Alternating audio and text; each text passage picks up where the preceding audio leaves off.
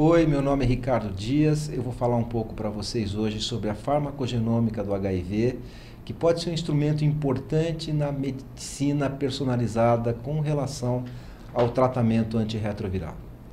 Só para a gente relembrar, o tratamento antirretroviral hoje em dia ele se inicia com duas classes de medicamentos. Nessas duas classes a gente tem uma combinação de dois análogos aos nucleosídeos e uma segunda classe, que tem um terceiro medicamento, que pode ser um não nucleosídeo, um inibidor da protease com ritonavir, em algumas diretrizes o inibidor da integrase, em uma diretriz pode alternativamente ser um antagonista de CCR5. De qualquer forma, a maior parte das diretrizes recomenda o não nucleosídeo como segunda classe de medicamento ou mesmo alternativamente um inibidor da protease com ritonavir. E é interessante notar que, a despeito do tipo de tratamento, ou mesmo a despeito do tempo em que esse tratamento foi instituído inicialmente, existe uma chance de mudança de tratamento. Então, se a gente olhar o que acontecia em 2001, 2000, 2002, 2003 ou 2004, 2005, a gente percebe que não existe diferença na incidência de troca de tratamento nas pessoas que começam um tratamento antirretroviral. A gente pode notar, por exemplo, que alguns tratamentos favorecem mais a troca, como os tratamentos baseados em inibidores de protease. Agora, a pergunta é, por que existe essa troca? Por que as pessoas trocam tanto o tratamento antirretroviral? E a gente pode observar nesse slide que, a despeito do lugar, seja na Espanha, seja na França, seja na Itália, ou seja na Inglaterra, a principal causa de troca de tratamento é a tolerabilidade. Os remédios são tóxicos e essa toxicidade pode diminuir a tolerância ao medicamento e favorecer a troca. Esse é o principal motivo sempre. E a gente já conhece quais são as toxicidades de cada medicamento. Só para a gente lembrar, a zidovudina tem como perfil importante a anemia e em longo e médio prazo a lipoatrofia. O abacavir pode ter uma toxicidade cutânea que é grave e pode levar à morte dos pacientes. E o tenofovir mostra para a gente que existe um risco de tubulopatia renal em alguns pacientes ou em osteopenia em alguns outros pacientes.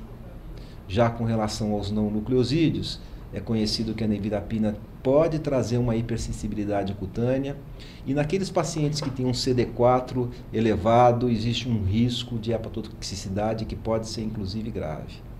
Já o efavirenz tem classicamente a neurotoxicidade. Muito incidente no início do tratamento, a toxicidade aguda, mas existe a neurotoxicidade crônica também, que vem com depressão e algumas alterações cognitivas que às vezes são de difícil diagnóstico para o médico que está atendendo. Os inibidores da protease classicamente têm mais toxicidade, o lopinavir vem com muita intolerância gastrointestinal e risco de hipertrigliceridemia. O atazanavir tem icterícia como um dos principais fatores limitantes. O fosmanprenavir pode ter reações urticariformes e aí por diante. Mas o mais interessante disso tudo é que, apesar de muito prevalente a toxicidade, ela não acontece em todo mundo. Alguns pacientes vão ter o azar de desenvolver essa neurotoxicidade. E a gente já sabe que isso pode ser geneticamente determinado. Pelo fato de que, apesar do ser humano ter uma carga genética muito semelhante, o Homo sapiens tem 99,9% dos genes idênticos, aquele 0,1% de genes que são diferentes entre as pessoas podem dar todas as características fenotípicas, cor da pele, aspectos e principalmente reações com relação a um tratamento ou mesmo hipersensibilidade ou forma com que as pessoas lidam com alguns medicamentos. Então a gente já sabe que pela herança mendeliana simples a gente recebe determinados genes que a gente chama de alelos. Esses alelos eles vêm com um perfil que é do pai, outro perfil que é da mãe, e a gente pode ter alguns perfis diferentes em homozigose, quando os dois alelos são idênticos, ou em heterozigose, quando esses alelos são diferentes. E é isso que a gente explora, essas mutações pontuais nesses alelos, para que a gente consiga definir se existe alguma diferença que se correlacione com alguma característica, alguma resposta ao tratamento, alguma toxicidade a algum medicamento. Dessa forma eu queria mostrar esse caso. É um caso de um menino de 20 anos de idade, homem que faz sexo com homem, branco, estudante universitário, natural da Paraíba, mas procedente de São Paulo, morando aqui há um ano, e também há um ano ele apresentou uma síndrome da mononucleose 2 semanas após o carnaval de 2012. E procurou um pronto atendimento, onde ele foi medicado com medicamentos sintomáticos, e naquele momento não foi feito nenhum diagnóstico etiológico mais preciso sobre a causa dessa síndrome da mononucleose. Em julho de 2012, ele finalmente apresentou um HIV que era reagente, apresentava uma carga viral relativamente baixa, que sempre se manteve em torno de 29 mil cópias, e um CD4 inicial de 750 células por milímetro cúbico. Em dezembro de 2012, mantinha esses valores. A carga viral tinha esse patamar em torno de 20 a 30 mil cópias, o CD4 oscilando entre 650 e 750. Alguns testes foram feitos, como por exemplo o teste de tropismo, que mostrou se tratar de um vírus R5. O teste de tropismo não é só utilizado potencialmente para saber da suscetibilidade ao antagonista de CCR5, Maraviroc, mas também para a gente poder prever qual vai ser o ritmo de progressão da doença. O que a gente sabe é que a mudança do perfil do vírus de R5 para um vírus que utiliza o outro correceptor CXCR4 se associa à progressão mais rápida, de forma que esse menino tinha um vírus que era menos citopático. Foi feito também uma genotipagem pré-tratamento, mostrando que era um vírus trivial, do subtipo B, e sem nenhuma resistência transmitida, não havia nenhuma mutação de resistência a nenhum dos medicamentos. E foi realizado também um teste sorológico para que se definisse se a infecção era recente. A gente tem um teste sorológico, que a gente usa uma metodologia conhecida como BED, e na negatividade desse teste a gente pode confirmar que a infecção tem menos de um ano. E que era o caso desse menino. Ele tinha uma infecção recente que tinha ocorrido há menos de um ano. Em abril de 2013, aconteceu uma coisa interessante. O paciente e a sua mãe manifestam desejo de início de tratamento antirretroviral, de acordo com pesquisa que fizeram a respeito desse tema na internet e de acordo com explicações fornecidas por um médico assistente.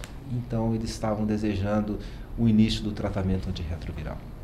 E aqui a grande pergunta, né? O que o médico normal faria nesse momento?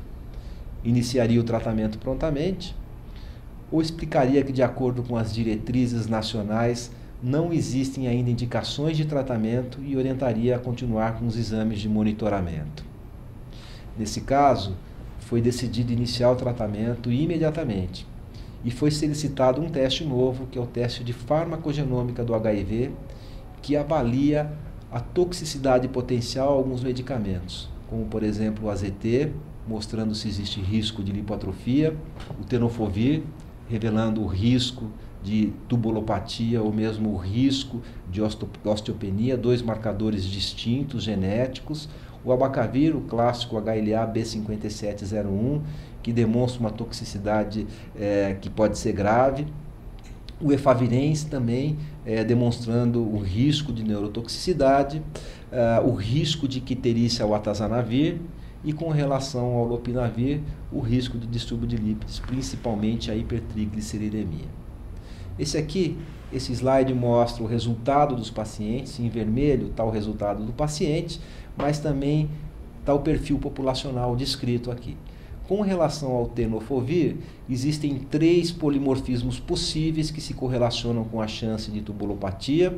O GG é um perfil favorável e está presente em 70% da população, que era o resultado desse paciente. Ele tinha o perfil mais comum e era favorável ao não desenvolvimento de tubulopatia.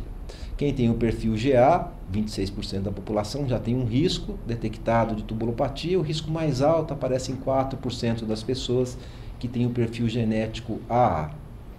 Existe também o perfil da osteopenia relacionada ao tenofovir, o paciente tinha um perfil intermediário, ele apresentava esse marcador que é o CT, presente em 42% das pessoas e que vem com risco, apesar de baixo, de osteopenia em longo prazo.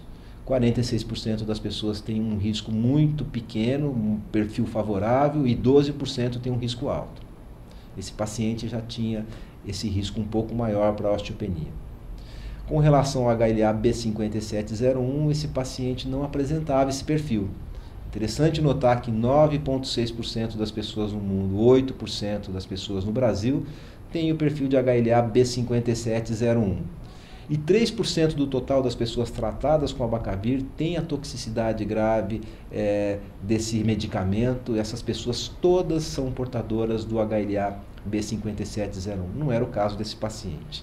E com relação à zidovudina, ele também tinha um perfil favorável para o desenvolvimento de lipoatrofia. 35% das pessoas têm o perfil GG, com risco baixo para lipoatrofia, que era o caso desse paciente. Algumas pessoas têm o perfil AG intermediário, 36% da população é assim. E as pessoas que têm risco alto, que têm o perfil AA, 29% da população vão desenvolver com mais facilidade a lipoatrofia. Com relação ao resultado dos outros antirretrovirais, com relação ao perfil ao efavirenz, esse paciente apresentava o polimorfismo GT, que revela um risco, apesar de baixo, mas um risco existente de neurotoxicidade. Esse perfil está presente em 39% da população. O perfil favorável, que é o GG, com risco baixo de neurotoxicidade, acontece em 52% das pessoas. E o perfil TT, que é o risco alto, em 9% das pessoas.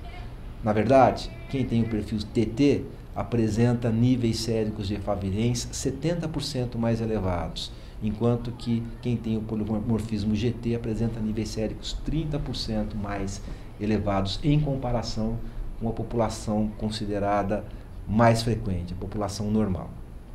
Com relação ao atazanavir, se revelou que esse paciente tinha risco baixo de desenvolvimento de icterícia, como acontece na maior parte das pessoas, e com relação ao lopinavir, a notícia era boa também. O polimorfismo GG ou GA, que era o polimorfismo desse paciente, traz um risco baixo de desenvolvimento de hipertrigliceridemia.